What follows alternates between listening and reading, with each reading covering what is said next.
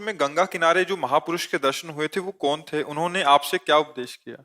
आपने एक बार सत्संग में बताया था। हाँ, सत्संग में बताया। वो बड़ी दिव्य घटना थी। बड़ा किंचन जीवन वहां व्यतीत हो रहा था।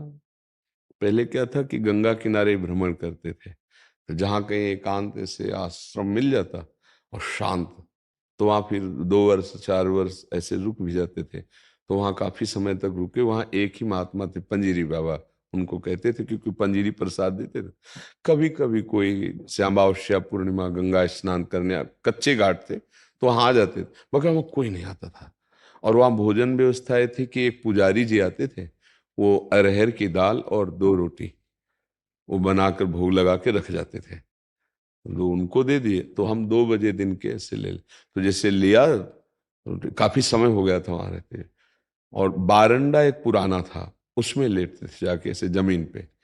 जे ही लेटे, थोड़ी देर में ही जड़ता भाव आ गया शरीर में।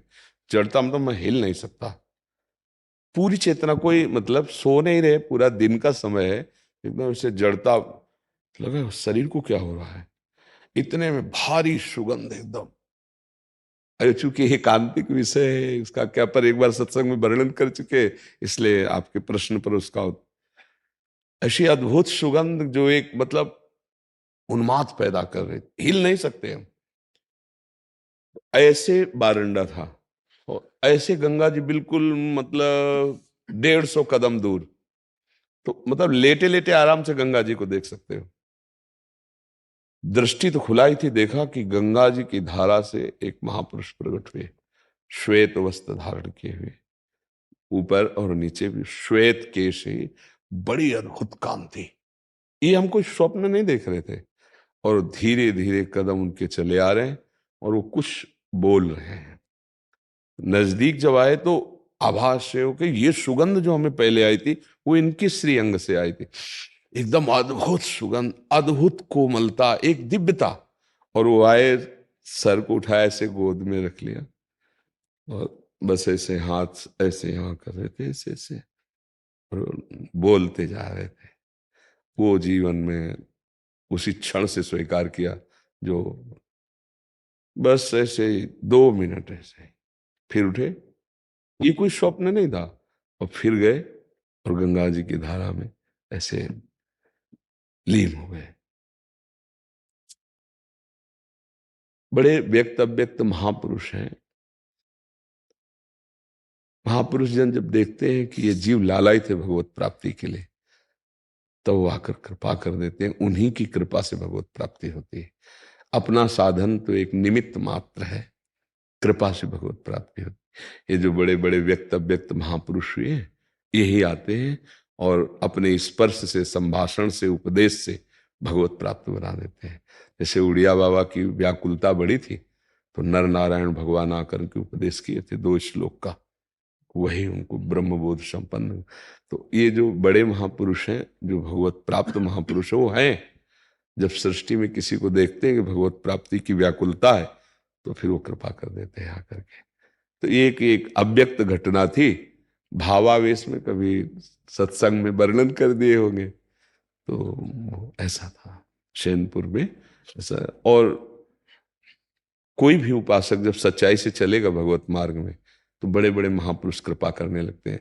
जैसे देवर्षि नारद और अंगिरा जी स्वयं आकर के पूज्य भाई जी से, हनुमान प्रसाद पोद्दार जी से, पहले दिन ही सूचना हो गई थी कि कल आएंगे, पूरी व्यवस्था थी। आए देवर्षि नारद जी, अंगिरा जी, भाई जी से चर्चा हुई, फिर वो अंतर्ध्यान हो गए। तो ऐसे बड़े बड़े महापुरुष। अब जैसे इसी सभा में कोई महापुरुष आए मिलना चाहे, तो वो सिर्फ उसी को दिखाई देगा जिसे मिलना, क्योंकि पार्थिव दृष्टि है। नेत्र 3 होते हैं, एक होते चर्म चक्षु, एक होते ज्ञान चक्षु, एक होते प्रेम चक्षु। ज्ञान चक्षु प्रकट होते हैं बुद्धि में, प्रेम चक्षु प्रकट होते हैं हृदय में। चर्म चक्षुओं से माया देखी जाती है, ज्ञान चक्षुओं से तत्व दर्शन होता है, आत्मस्वरूप का बोध होता है, और प्रेम चक्षु से प्रभु का दर्शन, उनकी लीलाओं का दर्शन, उनकी दिव्यता का। तो इन चक्षुओं से वो नहीं देखा जाता, इन्हीं चक्षुओं में वो प्रकाशित होते हैं, ज्ञान चक्षु या प्रेम चक्षु। तो आज जैसे भगवान प्रकट हो तो उसको वार्ता सुनाई देगी, वो भगवान बात कर, लेकिन कोई देख नहीं सकता, कोई वो वार्ता सुन नहीं सकता। यही यही वार्ता होगी, वो सुनाई नहीं देगी। जैसे पूरी सृष्टि में फैला हुआ है, कोई भी शब्द हो, अभी आप जैसे वो ट्रांजिस्टर नहीं होता था, बोले लखनऊ लगा, तो पकड़ के लखनऊ में क्या गया जा रहा है वो सुना दे रहा है, लेकिन यहीं बैठे बैठे वो भी वाणी फैली हुई है, लेकिन वो यंत्र है तो पकड़ लिया ना। ऐसे ही महापुरुषों की वाणी, भगवत वाणी छा रही है। अब हृदय में जितनी ज्ञान शक्ति बढ़ेगी उतनी पकड़ता चला जाएगा, वो छाई हुई वाणी है। तो ऐसे ही बड़े बड़े महापुरुष विराजमान हैं, भगवान स्वयं विराजमान। जहां भक्त कीर्तन करता है, नाम जप करता है, मंत्र जप करता है, वहां भगवान उपस्थित। मद भक्ता यत्र गायंती तत्र तिष्ठामि नारदा, भगवान कहते हैं जहां मेरा नाम वाणी, जहां श्याम श्यामा तहां नाम वाणी सुनत, श्याम श्यामा सुबस नाम वाणी निकट, श्याम श्यामा प्रगट। प्रगट सुनते पर हम देख नहीं पाते क्योंकि हमारे अंदर भी योग्यता नहीं, और जहां नाम जप और मंत्र तो वो योग्यता आ जाती है। समझ पा रहे हैं आप?